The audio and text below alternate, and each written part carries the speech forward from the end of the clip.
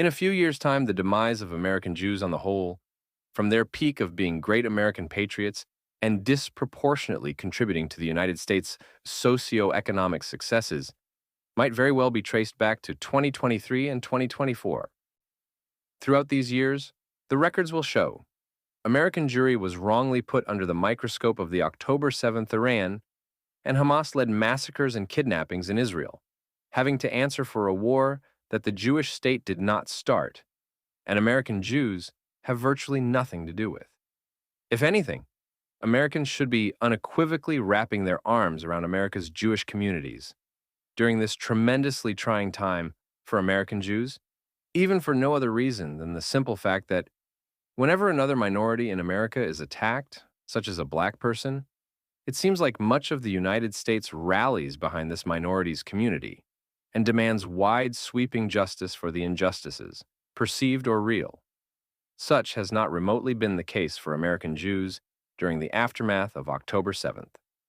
Social activists, whom American Jews have supported for decades, were glaringly silent about the Palestinian pogroms, resulting in some 1,200 dead and 250 kidnapped in a single day. There are many examples of this reality, but the most obvious one seems to be the so-called Me Too movement, spawning the unfortunate yet accurate spin-off. Me Too, unless you're a Jew. To be fair, many non-Jewish Americans, no less non-Jewish Canadians and Europeans and Latin Americans and so forth, have been very supportive of the Jewish people during the last 10 or so months. But publicly, quite a few of them remained quiet about their support, preferring to share it with their Jewish family, friends, and colleagues behind closed doors, where society is not watching. This is all too reminiscent of Nazi Germany and many other past societies, where Jews were unjustifiably targeted and scapegoated. I do not write that to suggest there will be another Holocaust, this time in America, but simply as a reminder that non-Jewish support for the Jewish people has oftentimes been in the dark, difficult to see shadows of mainstream society. This creates a public vacuum where anti-Semitism flourishes.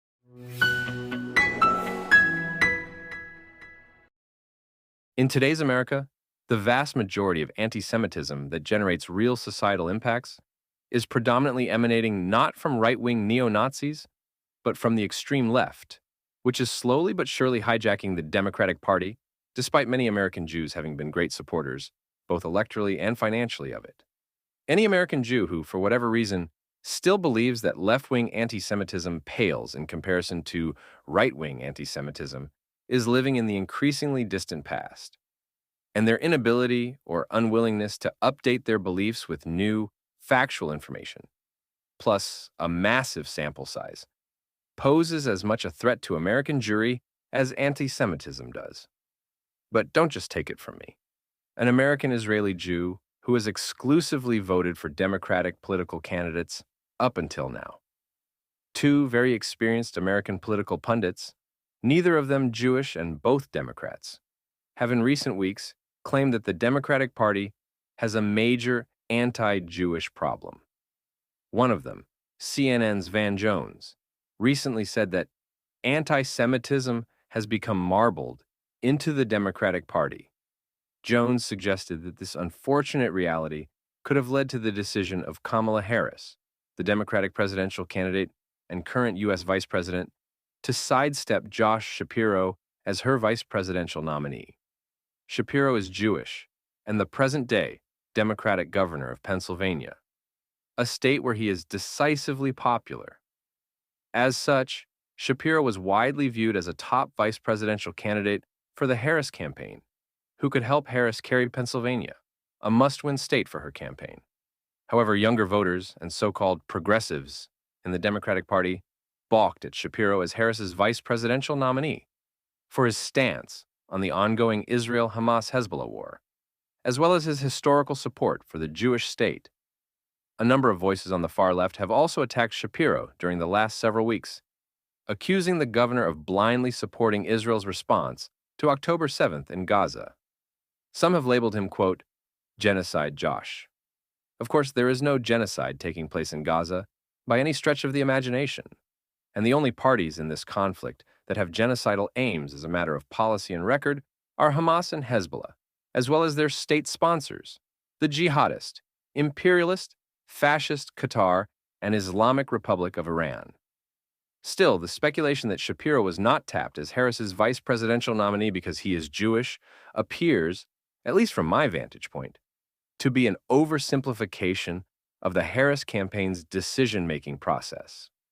Meaning, there were in all likelihood several reasons why Harris ultimately opted for another vice presidential nominee.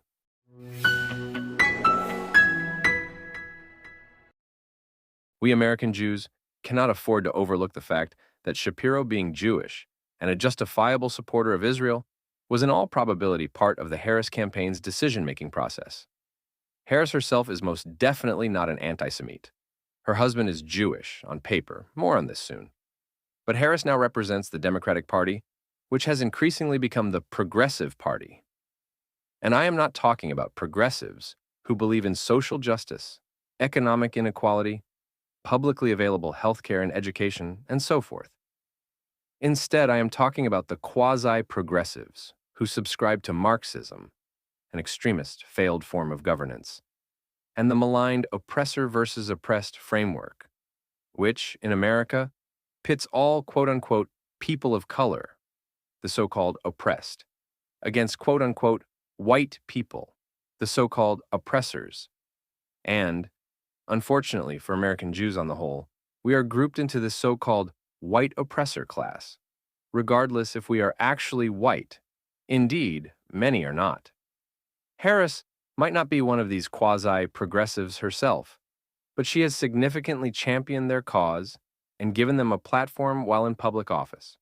Plus, her pick to be the Democratic vice presidential candidate, mega-progressive Minnesota Governor Tim Walz, puts progressive economics center stage in the race for the White House. Some of progressive economics makes a lot of sense, which is why we see variations of them working relatively well in places like Europe and Israel.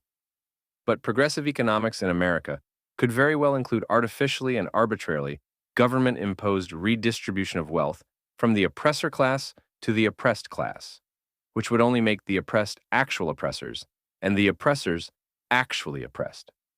What is even more concerning is that the Harris-Walz campaign is being funded by quasi-progressives.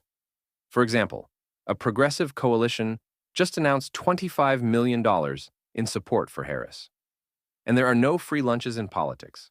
Whoever is behind these funds will quickly come asking for their quote-unquote return on investment if and when Harris and Walz win the election. It must also be noted that a lot of these progressive donors are Arab and Muslim Americans.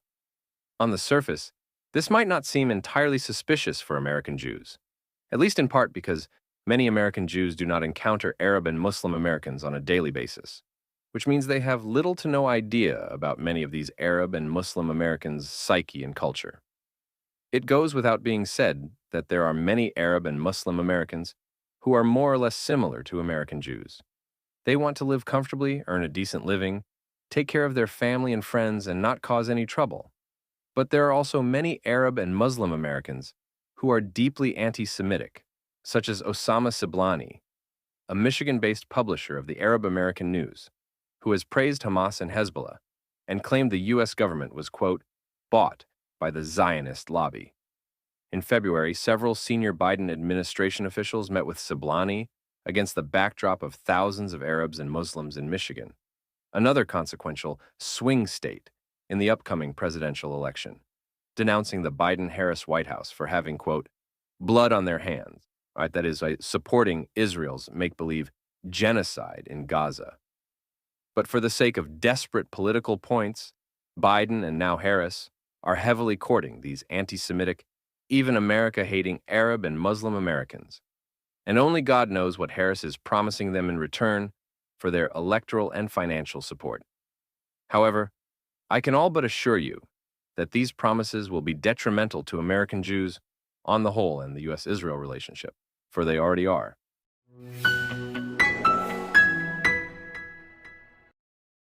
So-called Islamophobia has been a cornerstone of the Biden-Harris White House's domestic policies since October 7th.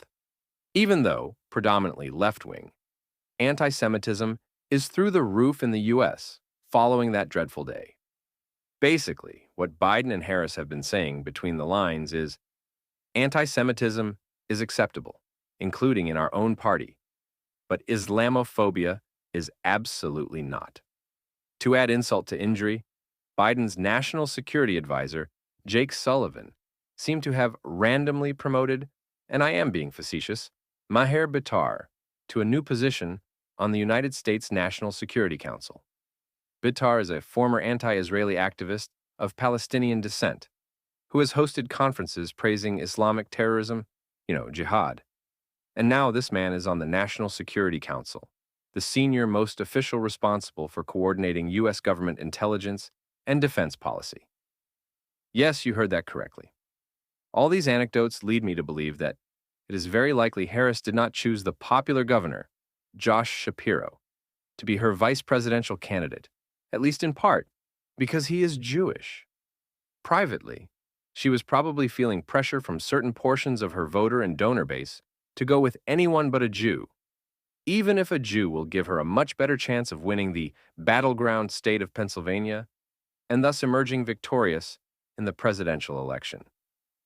Some argue that Harris already has a Jew on her staff, her husband, Doug Emhoff. But Emhoff is not going to win Pennsylvania or any other battleground state for the Harris Walls campaign.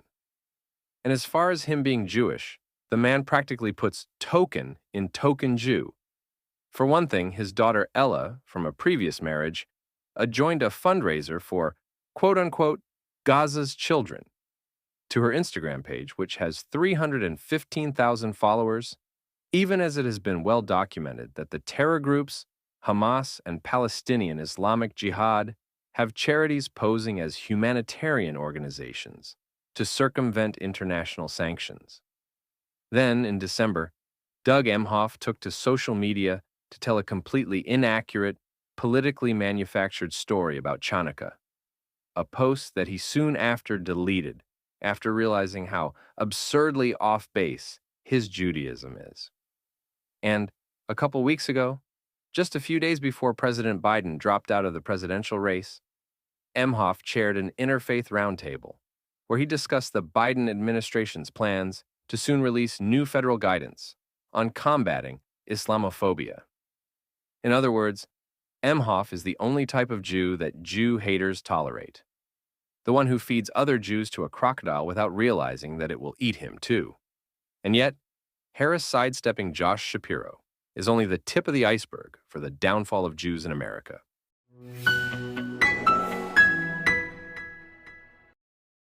In the past couple of weeks, American billionaire entrepreneur David Friedberg, who is Jewish, revealed that he has been, quote, privy to behind closed doors where senior people have been passed over because they are Jewish and because of the concerns of someone Jewish being viewed to be in a leadership position in an organization and the impact that that might have.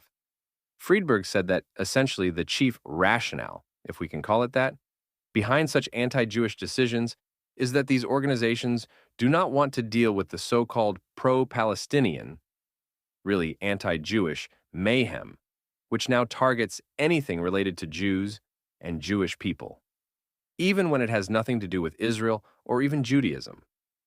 By cowering to these violent, bullying, racist, and fraudulent pro-Palestinians, American society will continue to exclude American Jews from leadership positions, meaning American Jews will have exponentially less seats at the proverbial table, and thus less advocacy, assurance, and insurance to guard against anti-Semitism and its particular societal effects. And we can rest unassured that Kamala Harris will do nothing of value and substance about it. How do we know this to be true? These same so-called pro-Palestinians have been showing up to Harris's presidential campaign rallies and making all types of obnoxious scenes. Do you know how Harris has responded? Everyone's voice matters, she said to them at a recent event, speaking into the microphone across from thousands of people in the audience. In other words, everyone's voice matters, including those who use violent, bullying, racist, and fraudulent intimidation to subjugate American Jews and diminish their well-deserved place in American society. Do you know what else the Harris campaign did? They reached out directly to Layla El-Abed, a Palestinian-American political activist and founder of the Uncommitted National Movement. The primary purpose of El-Abed's organization is to weaponize the so-called pro-Palestinian movement in America as blackmail against any U.S. political candidate who supports Israel's obviously justifiable war with Hamas and Hezbollah. That was started, of course, by El-Abed's Palestinian brothers and sisters. And this is precisely what I mean when I say that Harris significantly champions anti-Jewish causes and gives them a platform. What would one call a German who did not wear the Nazi uniform, but nonetheless aided and abetted the Nazis in their anti-Semitic conquest? I don't know about you, but I call them Nazis.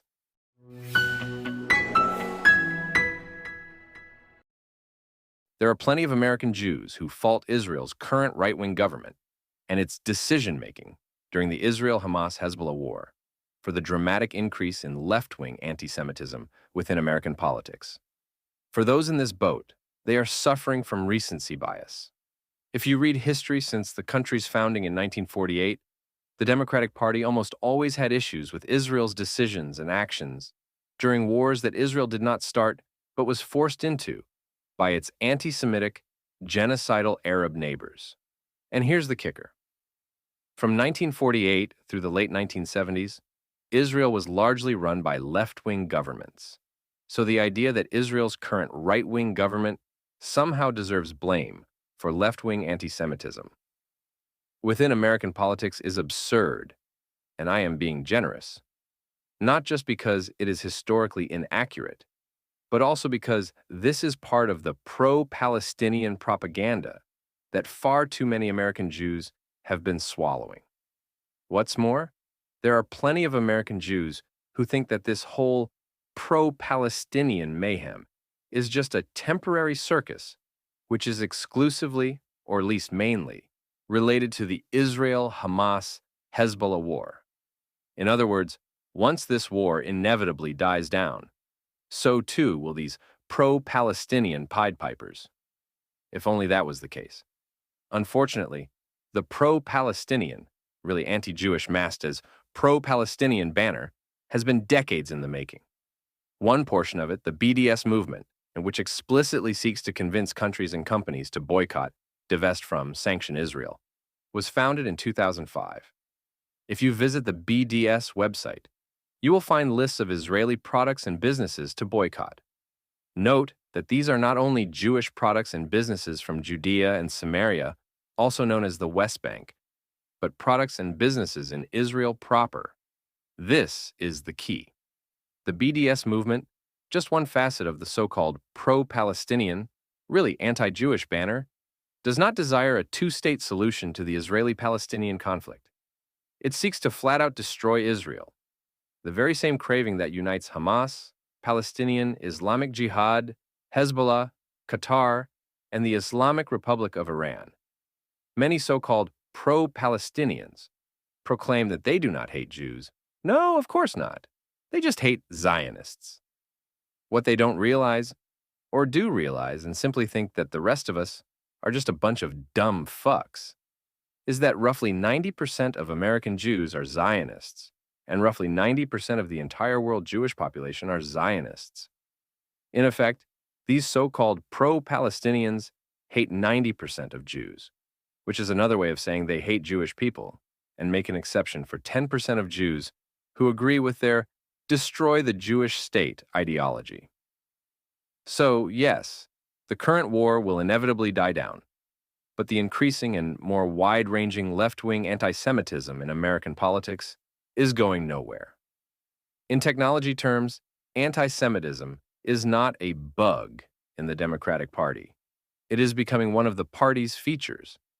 And it does not matter how many American Jews still consider themselves Democrats and vote and donate accordingly.